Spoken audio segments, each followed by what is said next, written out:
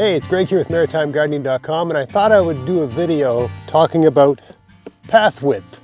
We've recently had some comments from viewers about what's the ideal width of a path. This is all something you have to consider when you're building a garden and you're trying to use the space effectively. Of course, the wider your paths are, the less space you have for garden beds. And the whole point of a garden is to grow vegetables, but of course, if the paths aren't the right size, it can be difficult to work the beds and that sort of thing.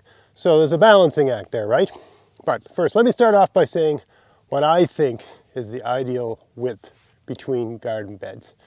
And I think the ideal width between garden beds is a width that enables you to, at least from, if you've got beds that are like rectangular in shape, from the longer side, the width that allows you to work the bed perpendicular to the bed, okay, such that you've got enough room. So for me, all I do is I measure the distance between my knee and my toe, and I usually put my hand in between, just for a little extra room, right? But that way you can kneel like this and you can get at the bed, right? So for me, that's about 24 inches, but the point is, it's not about measurement. It's about your dimensions, right? It's your garden. It's for you. It's one thing if you're building a garden for like public use, right? Then you'd have to base everything on, okay, how tall can a person be? Maybe base it on like, you're probably not going to have very many people that are over 6'6" sort of things. I'm 6'4", so base it on those dimensions. But really, it's about your dimensions. If you're doing all the work in the garden, or there's two or more of you, who's the tallest person, right? And it's that dimension, right? Kneel. Can you kneel perpendicular to the bed? Is there enough room for your knee and your foot so you're not jammed in there? All right. So that's one consideration. But of course, by having the bed wide like this, you're losing garden space, right? The wider your paths are, the more material you have to devote to mulching the paths so that they don't get weedy, and the less space you have for garden beds. Of course, if you have infinite space, and then none of this matters. But in a situation like mine, where I've got almost a 2-acre piece of land, I still don't have infinite space for gardening, because I can really only garden in the part of my property that's fenced in, because I got wild animals everywhere that would get at the garden. But there's other considerations, right? So things like, well, let me show you a bed that's not as wide. All right, so here we've got two beds and a path that you think it's a dimension, right? It doesn't work. Right? It's just too narrow, okay? Now, these beds were like the original beds when I built this garden, and I was trying to get the most out of the space.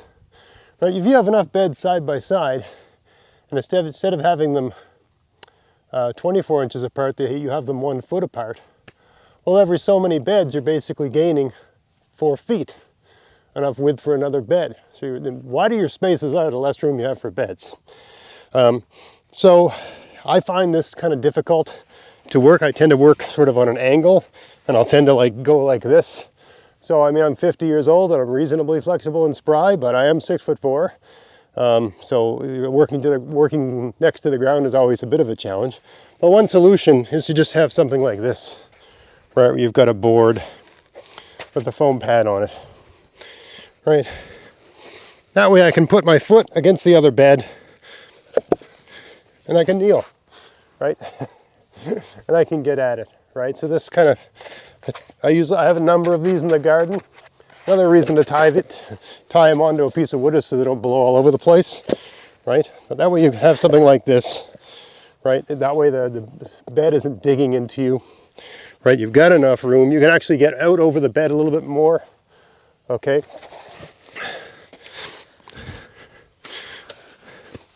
Right, so that's a solution if you're trying to make the most of your space and optimize the geography. But there's one more consideration that's worth bearing in mind.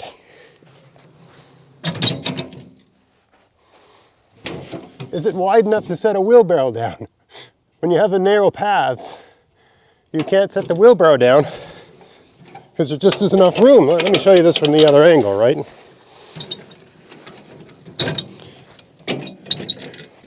See how it just doesn't go, right?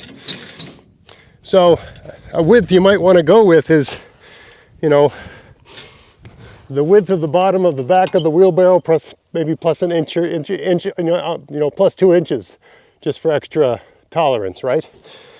Which is about 2 feet, give or take, right? But this is a major thing. And of course, if you've got one of those wheelbarrows that's got like 2 wheels in the front, they're even wider, right? And then you need turning space to turn them around, right? And there's lots of reasons people use the wheelbarrow with 2 wheels, and they're just easier to operate. I like these because they're more maneuverable. They're more challenging to operate. It's easier to tip them over. But if you got the physical strength and the know-how and all that sort of stuff, it's no big deal, right? Or if you're not overloading them with too much. And also, loading a wheelbarrow properly, that really matters. There's a sort of effective way to load a wheelbarrow and a very tippy, ineffective way to load a wheelbarrow. And that's, I guess, a topic for another video, right? Great topic for a video. How to put stuff in a wheelbarrow so that it's easy to lift and maneuverable and less likely to tip. But anyway, that's another topic. The point is, when you're choosing your widths for your beds, these are all things you have to bear in mind, right? Ease of access.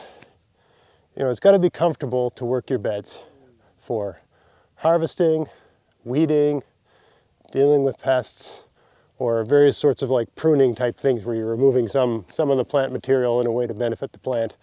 These are all things you're going to be less inclined to do if it's uncomfortable to access the bed. So the right width matters. I mean, sure, having lots of space is nice. But there's a width beyond which you're not gaining any functionality. Okay? So for me, as I showed earlier, if I can kneel perpendicular to a bed, that's the width I need. That's enough width to set down a wheelbarrow. That's enough width to sort of maneuver and turn around and do things like that. So for me, anything beyond that is wasted space, okay? I suppose if you had some sort of public garden and it had to be accessible to people with wheelchairs and that sort of thing, that's a whole nother thing. But I'm just talking about me, if you're a regionally mobile person in a garden, and you just want to be able to kneel and get up and turn around and operate a wheelbarrow, right? Those are the considerations you have to bear in mind. For me, it's about 24 inches. I don't know exactly what that measurement is, but it doesn't matter because if you're way shorter than me, you don't need that much space. Right? If you're 5 feet tall, you don't need what I need, right? Because that distance is shorter for you. It's just a waste of space to do that. So for you, maybe, if you're a really short person, it would just be, can I maneuver, set down a wheelbarrow? Because it's really important to be able to do that, right? It's a limitation for this garden. When I'm working in between my beds and the ones with the narrow spaces, I just use a small bucket and load that up and then dump it into the wheelbarrow. I got a wide path here. Let me show you. Right, in between these beds, I've got a nice wide path. This is about 36 inches. 1, 2, 3, plus, maybe 38. Okay. That allows me to work the wheelbarrow any way I need. But really, if I were to do this all over again, this path, where the narrow ends of the beds butt up against, I'd actually have no wider than 2 feet. Right? If you've got oblong beds, it's the pathways between the long sides of the beds that you want nice and wide. Let me show you some other beds here where there is just enough space to get a wheelbarrow through. And they're very uncomfortable to work, but it does make good use of the space. Let me show you over here. So here I've got these granite rock beds. Now, I have a love-hate relationship with these beds because I love the way they look. They've got this nice medieval look, and the rocks didn't cost anything. They just came from a hill next to my house. So the material the bed's made out of will never rot and will last forever. It looks really nice. But all these little cracks and spaces, they're just always getting weeds. right? So, you know, for everything to look nice, you have to constantly sort of be at them. But anyway, relatively speaking, it's a good way to do a bed. But the space between these is like, at the narrowest, it's maybe 12 inches, 30 centimeters, right? It's relatively narrow. I have just enough room to get a wheelbarrow through here. And they're very uncomfortable to work, right? Because it's so tight. So I have to use this board to get at them, right? Whatever I'm doing, I have to use something like this. Otherwise, it's just impossible, right? But, you know, not undoable, right? I can sit down, I can get at them, right? At least at this stage of my life, right? As long as you can bend your knees, you're okay, right? So, I mean, the good thing about these beds is that I've made great use of the space, right? Very little of the ground is being used as path. Most of the ground is garden, right? And I've got very little path.